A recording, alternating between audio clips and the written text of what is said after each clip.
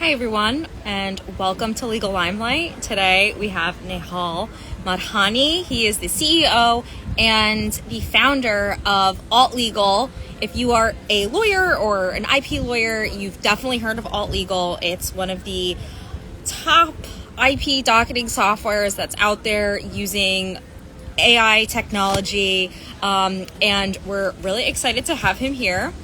He is a dear friend, and we got the chance to meet up in the city.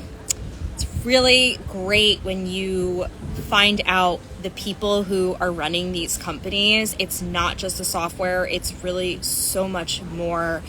He's created a culture, and he's created really a revolution, I would say. He's really revolutionizing the way that we practice trademark law. And I'm really excited to have him on here. Hey guys, it's good to see you all. I hope you can hear me. I have my headset on if you're having trouble hearing me. I'm also outside today. I'm recording this live at Long Branch. Came to the beach today. Just finished a 7.5 mile run. It's been pretty wild. I'm training for some long distance running. But let's see. Let me give it a couple more minutes. If you guys have questions, feel free to type them out or ask here. And oh, there he is. Hi, Nehal.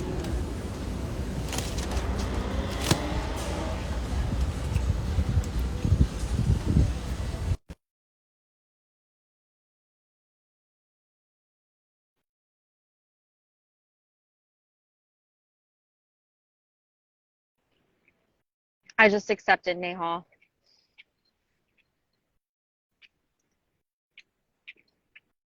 Let's see. If you are logging in from your computer, it won't work. You have to do it from your phone. I don't know if you've done a Legal Limelight. You haven't done a Legal Limelight yet. I don't know if you've done an Instagram Live, but if it's not on your phone, it won't work. The beauty of technology. That's okay. That's why these are fun and informal. What's up, guys? Hey, Mary. Hey, Miguel. Good to see you. Okay.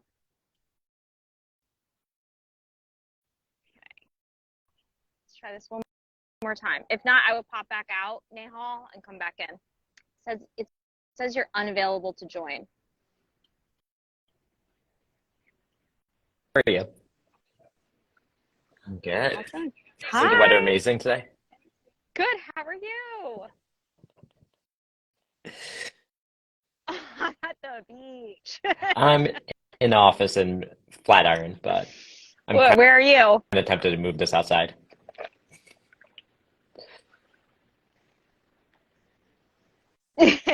Perfect. I am at the beach. I'm propping you up with a Starbucks cup. I had to do I'm training. I don't know what I'm training for, some Wow. sort of long distance run, I guess. Yeah, you But deserve I it. had to do a 7.5 mile run today, and I was like, all right, I'm I'm going to the good. beach. It's good to see you again. How are you? Oh, it's so good to see you. I know. I was saying before that when we met up for coffee, that little like slice of heaven in Gramercy, It was Irving, if like you guys have never Irving been Place. to, Yeah. what street were we on in Gramercy? Oh my God, it's literally like a little piece of heaven where there's like California style coffee shop and breakfast, and it's just I got to see an image of what it would be like to live It's and great. Love really that neighborhood. experience that side of Manhattan. It was amazing. Yes. So we'll have to meet there again. Yes. Okay, so I don't want to waste too much of your time, but it's really good to see you again. This is Legal Limelight. The purpose of this is really just to be fun and informational and really spotlight you and hear your story about what made you start Alt Legal. I think that would be a great starting place. Is like, what was it? What did you see in the market Yeah, that for gave you sure. this So my opportunity background or is, like of this course, I'm an desire attorney to by start trade. Alt Legal? I actually started my first business when I was in college, ran it in law school, ran it into the ground. We ran out of money, totally defunct. But probably second year in, yeah, right?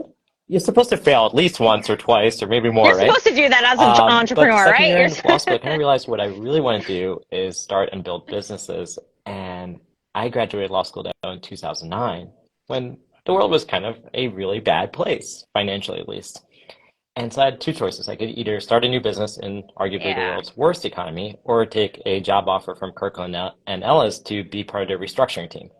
And so I joined I took the safer path and worked it for about 3, 4 years, left in 2013, and learned some computer programming, started building an entirely different legal tech business, which was connecting lawyers like yourself to businesses that need legal help. A common problem. I don't think anyone's necessarily solved it yet, but well, turns out that's not a great business, right? Once I connected a client to you, I'm just kind of this awkward marketplace just waiting for something from you, but I'm not really providing ongoing value. But along the way, I filed my own trademark and just found the whole process to Hmm. be kind of clunky. And at first, I thought it was because I was a bankruptcy attorney trying to play a trademark lawyer.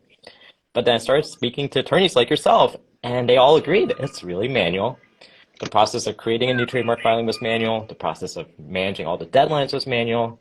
And so, shut down the first business, got really excited about the world of trademarks. That was Yep. back in 2014, and have been doing it ever since.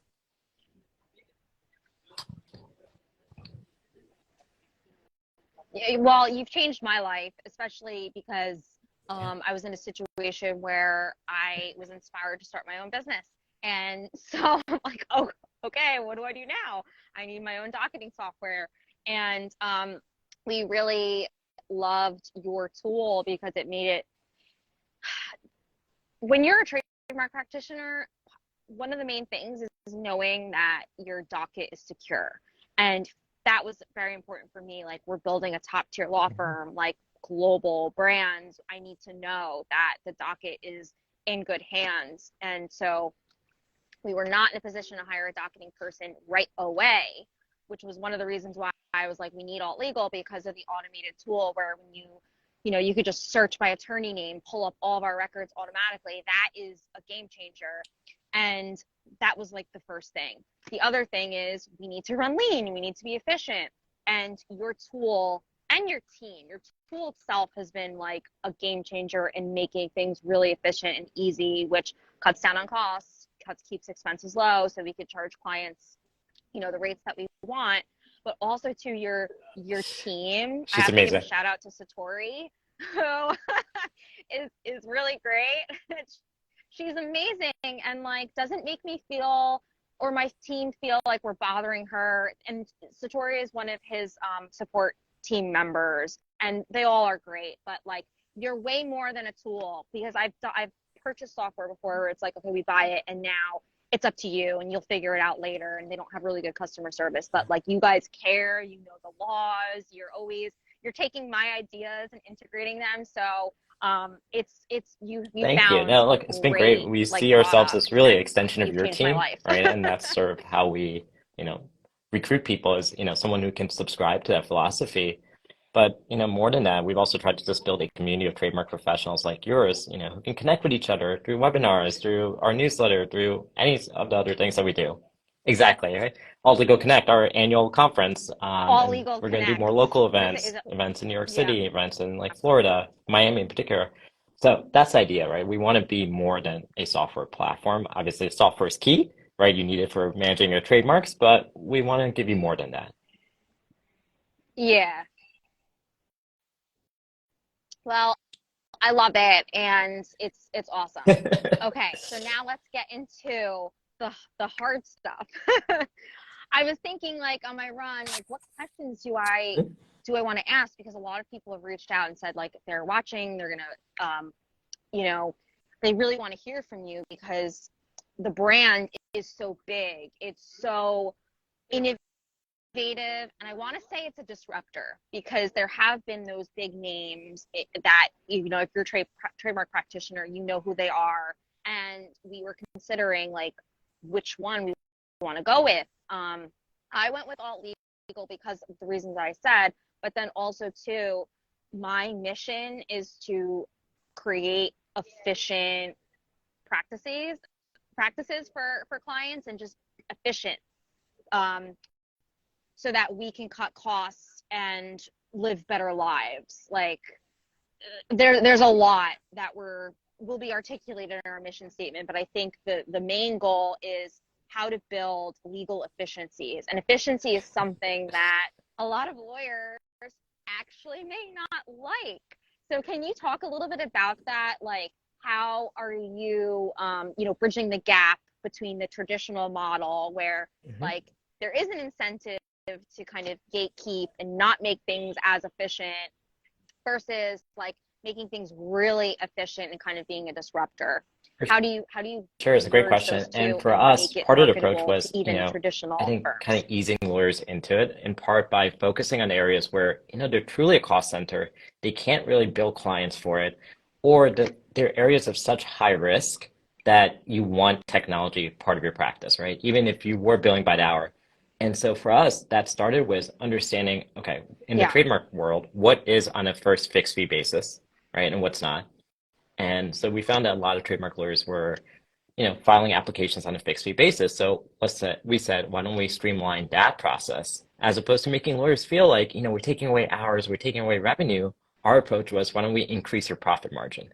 And so we built this tool that allows lawyers to collect information from a client and automatically populate AT's trademark Yes. application with the USPTO just seamlessly. And so that was a part of it. But then as we dug in more, what we found is, the process of docketing is nerve-wracking for attorneys, especially trademark attorneys. It's what keeps them up at night, knowing that there might be a deadline that they missed or that they didn't docket properly. And so we wanted to focus on that other cost center piece where, that's not something you can bill a client for, right? Can you imagine putting a billing entry of saying, put date in calendar? It just doesn't work. And so that was where we started focusing even more to say, okay, well, let's use technology to automate the docketing process. All of this data is available rather than it being done manually by a paralegal or whoever it is that's doing it. Why don't we take that data? Why don't we analyze it? Why don't we determine patterns and figure out what deadlines lawyers have and what they need to do next?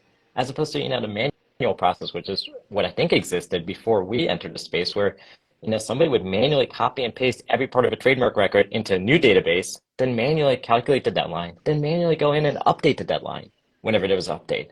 And that just felt really archaic when we could, It's kind of take a crazy. model that, I think perhaps the best analogy is almost kind of like how airline pilots fly planes today. They're there to supervise, but they're not doing every element of it. There's an element of autopilot. And I think that's the right model for lawyers in technology where, they can still supervise. We all have a duty to supervise, as we kind of saw with this whole episode with attorney that tried to just copy and paste ChatGPT's cases with such conviction. And I think that's I really where know. we try to marry the difference and say, look, let's give lawyers where elements of efficiency where they absolutely can benefit from it and where they're going to be either reducing costs or improving profit margin as opposed to Yeah. necessarily taking away much from them.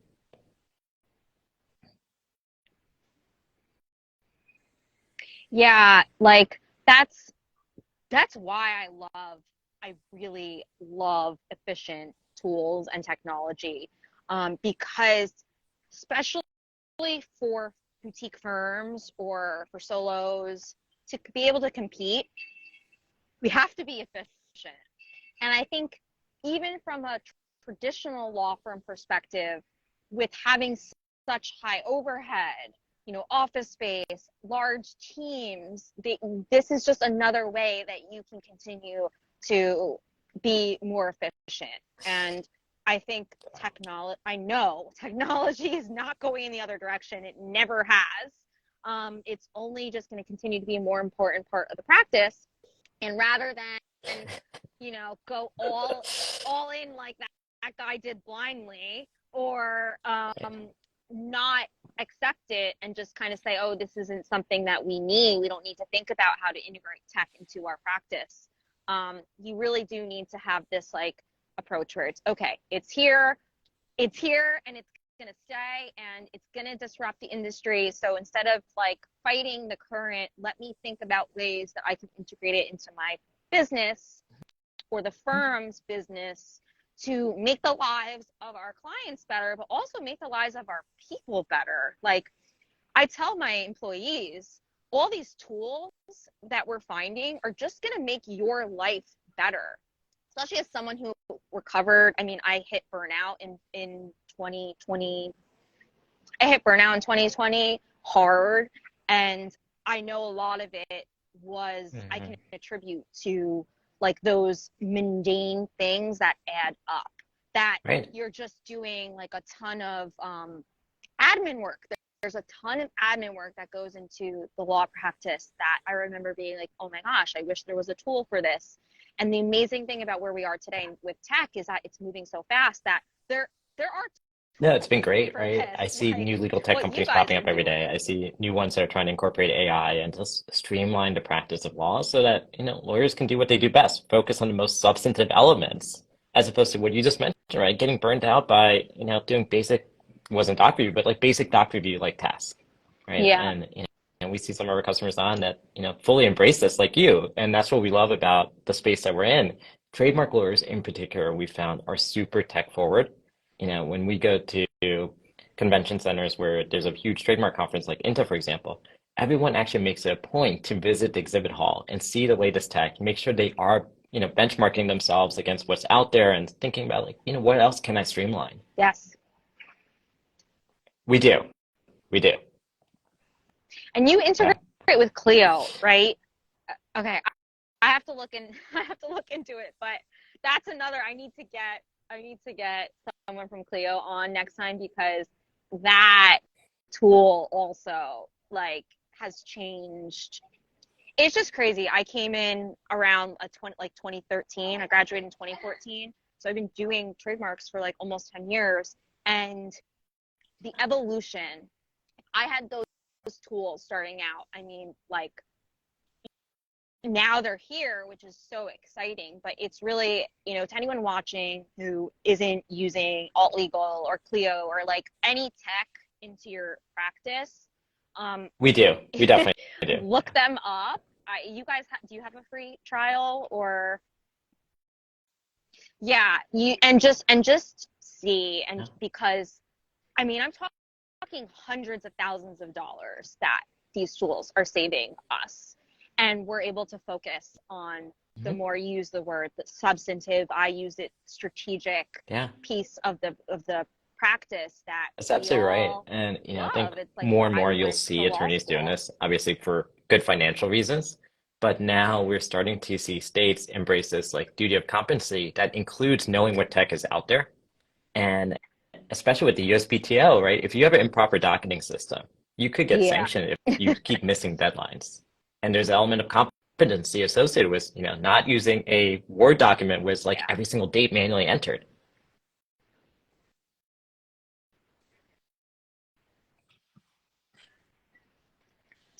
Evans IP Law. She said Clio plus all legal equals success. Awesome. I have to integrate the two. I will put my husband, our COO, on that. And Evans IP Law, what is your favorite alt legal feature? This is an obvious one for me. The automation, the USPTO automation tool, because we do have a docketing person. Because, like you said, there's so much that goes into it. It's the most important piece. We can't miss deadlines.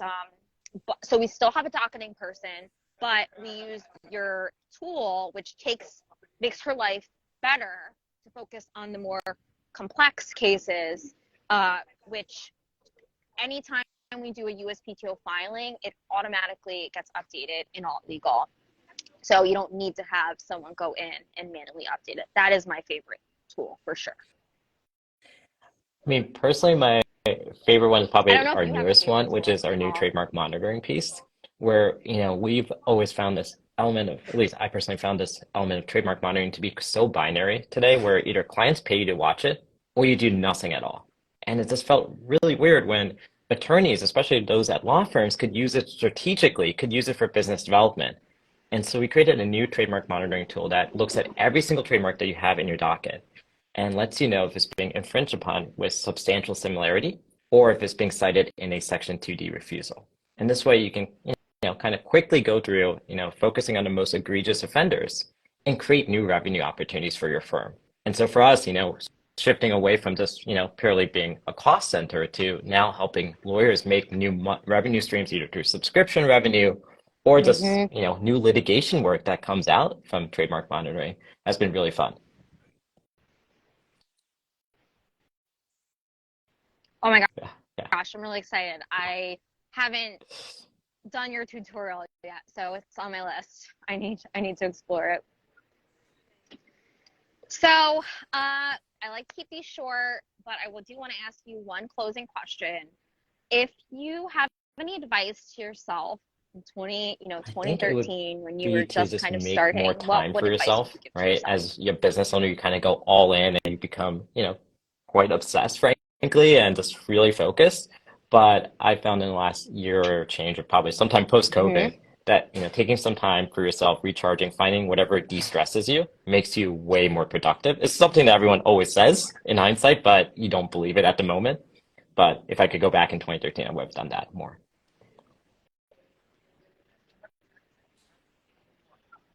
Oh my gosh, I love that, especially as a new business owner. I get up really early. I'm up at like 3:30 or 4 every day because I also have two small kids that wake up. So I came today and ran and was like, I'm getting the beach in. Like that is the flexibility you have as a business owner. So I love that. I'm gonna take your advice. Nehal, thank you so much for coming on today. This was So amazing. certainly on social And media, where's on the best LinkedIn in place that people particular, can we connect with post you quite and actively connect with there, Alt but you can Legal? also just email me. It's just nahal@altlegal.com. Yes, Oh my it'll be great. gosh, you're the best. We have to get coffee in that little Irving Plaza oasis soon. Thank you again. And thank you everyone for joining. This is Thanks, Legal everyone. Limelight. Bye. We're here every Thursday at 1 o'clock Eastern Standard